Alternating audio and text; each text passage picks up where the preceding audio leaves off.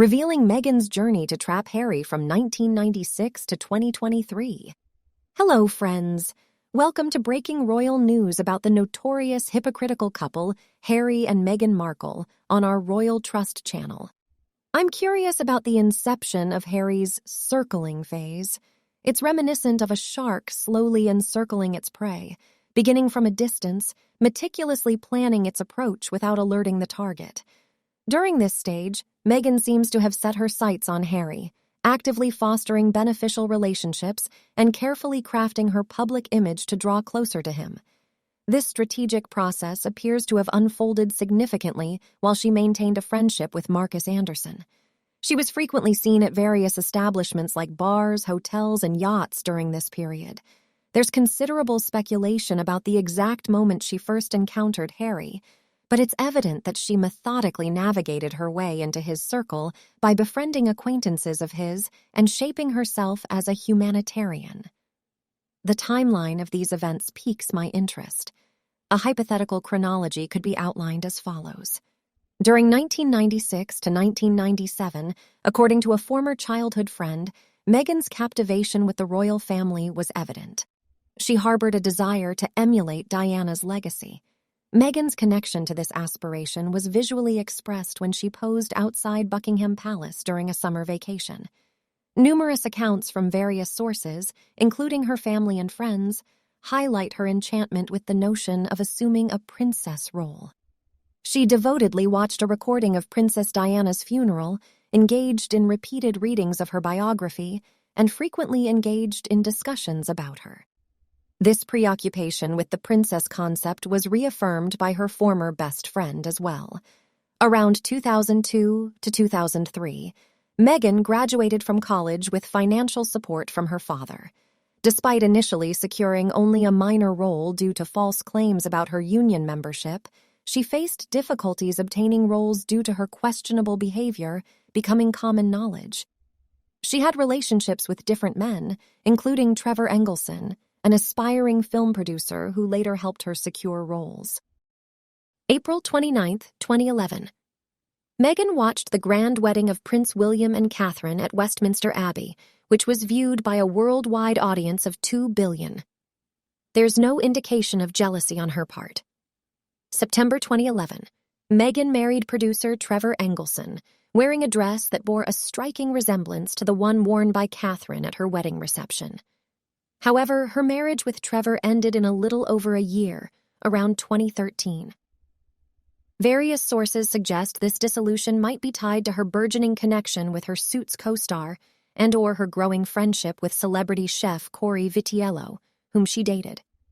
In 2011, following years of securing minor roles and receiving financial assistance from Trevor, Meghan achieved a modest position in the television series Suits, which occupied the mid-range of TV productions. Notably, her behavior underwent a transformation, noted by old acquaintances like Nikki Pretty, who observed a shift towards heightened arrogance and a more outward sense of entitlement. During this period, coinciding with Meghan's inclusion in Suits through the aid of Trevor's producer connections, she encountered Corey, who introduced her to Marcus Anderson. Meghan forged a friendship with Marcus in Toronto, a connection known for having an extensive network, including ties to Soho House. Further in 2011, Meghan established a bond with well-connected fashion designer Jessica Mulroney, who had associations with prominent figures such as the Trudeau family. In 2013, Meghan's relationship with Trevor ended abruptly, with Trevor being broken up with via FedEx. Meghan's stated reason for the split was her self-sufficiency due to her involvement in Suits, a circumstance that Trevor apparently disliked. There were whispers that the breakup might have been influenced by Meghan's interactions with other men, including her co-star from Suits and celebrity chef Corey Vitiello. Trevor even proposed marriage counseling, describing a sense of being an inconvenience to her. He seemed to possess undisclosed details about their separation. This revelation prompted Meghan's ex-best friend Nanaki Pretty to end their friendship due to increasing disillusionment with Meghan. In the span from 2011 to 2015, Meghan engaged in substantial networking efforts with Marcus Anderson, often seen at hotels and on yachts together. She also established connections with John Fitzpatrick, an older affluent hotel proprietor, and golfer Rory McIlroy. Corey Vitiello expressed displeasure over this and questioned Meghan about her relationship with Rory McIlroy. The aftermath of Rory McIlroy's encounter with Meghan, involving a night at a hotel and subsequent interaction, seemed to take a toll on him, as he appeared visibly changed for the worse. 2014, within The Tig, Meghan composes a snide commentary concerning the nuptials of Princess Catherine. 2015, Meghan forms a connection with Misha Nuno, a contact of Marcus Anderson, who happens to be the former spouse of one of Prince Harry's acquaintances and an ally of Eugene. 2015. In an interview, Meghan faces a question about her preference between Prince William, who is then wed with a child, and Harry. Following a somewhat awkward pause, Meghan declares her choice to be Harry. 2015 to 2016, through Misha Nuno, Meghan establishes a rapport with Princess Eugene. 2015 to 2016, embracing her humanitarian role, Meghan takes in rescue dogs, a gesture akin to Camilla's enduring affection for such animals. She takes to social media to extensively share about these furry companions. 2015 to 2016, deepening her humanitarian role, Meghan strives for a more substantial position at the UN, akin to Angelina Jolie's position as a special ambassador.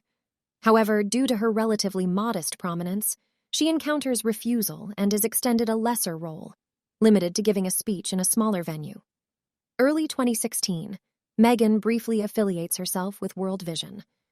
During this period, she stipulates luxury accommodations and first-class flights to Rwanda, expenditures exceeding the budget of this charity, funded by donations for clean water in disadvantaged rural areas of Rwanda. Staff members find it curious that she arrives with a makeup artist for a photo shoot in an impoverished segment of Rwanda. Meghan outfits herself in attire reminiscent of Princess Diana's style and documents these undertakings extensively on social media. 2016, Meghan takes part in a fashion shoot for Reitman's clothing. One worker characterizes her as the most disagreeable person I've encountered, particularly in her treatment of subordinate personnel.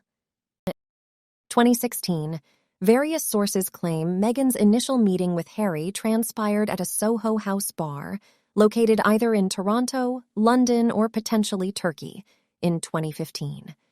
Narratives surrounding the inception of their relationship, including those from the Sussexes, diverge significantly. Assertions that their involvement began as early as April-May 2016 are contested. Officially, Meghan terminated her association with Corey Vitiello in June 2016. An account reports that Meghan was spotted in the Royal Box in early June, attending a tennis match. Additional sources suggest that she coincidentally wore Princess Diana's preferred fragrance on one or more of their initial outings. In June 2016, following alleged simultaneous involvement with Prince Harry at the relationship's outset, as stated by Tom Bauer, Meghan parts ways with her cohabiting boyfriend, Corey Vitiello. 2017. Before relocating to the UK, Meghan decides to part with one of her rescue dogs. Shortly before her departure, another rescue dog is discovered with both legs broken under mysterious circumstances. November 2017. During a wedding engagement interview, Meghan asserts unfamiliarity with Prince Harry's identity and professes limited knowledge about the British royal family.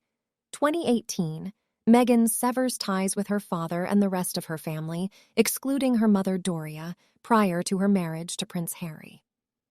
May 2018. As their wedding approaches, reports surface detailing assertive and demanding behavior from Meghan, including instances of targeting the then 3-year-old Princess Charlotte. Prince Harry becomes complicit in and participates in these diva-like actions. 2018, numerous accounts emerge alleging that Meghan engaged in bullying behavior towards various staff members at Buckingham Palace. Reports describe some employees in tears and many quitting their positions. Jason Knopf raises concerns about this issue, particularly focusing on Meghan's tendency to single out women. These maltreated staff members form a mutual support network named the Sussex Survivors Club. 2020. Meghan and Harry depart from their roles within the British royal family, making a series of assertions about the hardships they endured as royals, including grievances about possessing only $25 million amid the challenges posed by the COVID pandemic. However, subsequent scrutiny revealed that many of their allegations concerning the difficulties of their royal life were either outright false, exaggerated, or partially true. Some of their critical comments are aimed at Princess Catherine. They embark on a new career trajectory, capitalizing on criticizing and tarnishing the image of various members of the British royal family for financial gain. They employ a variety of mediums, including interviews, books, a Netflix series, and podcasts. 2020, Meghan establishes a connection with billionaire Tyler Perry. Subsequently, Meghan, Harry, and Doria inhabit his opulent mansion for a considerable duration, citing concerns regarding press intrusion and media attention. It later comes to light that Meghan herself alerted the media to her whereabouts during this period. 2020, Meghan severs her association with Jessica Mulroney. 2023, Tom Bauer discloses the assertion that Meghan possesses a psychic connection with the late Princess Diana, as conveyed by Meghan. Allegedly, according to Meghan, Princess Diana communicated her endorsement of Meghan and Harry's actions from beyond the grave. This unique psychic connection is exclusive to Meghan, and Prince Harry subscribes to this belief. This occurrence can be seen as the culmination of the prolonged process of strategic maneuvering around Harry and completing the metaphorical circling process. I hold the belief that Meghan's aspirations to attain princess status were sown in her early years, possibly during her childhood. It's my perspective that she might have felt perturbed and disheartened when Princess Catherine married William. Despite replicating Princess Catherine's gown for her own storybook wedding, Meghan's path led her to a modest role on the mid-level show Suits. Over the years, she adeptly maneuvered herself closer to Harold, initiating what I would consider a deliberate process of drawing near, which notably gained momentum around 2012-2013. It's evident that Harry was susceptible to such a scheme, and it appeared that any woman with less than honorable intentions only had to unveil her questionable history to the royal family. The royal family would then rightfully become cautious, deeming her intentions suspicious. However, Harry's oppositional defiant disorder seemed to drive him to defy such advice and marry her in defiance.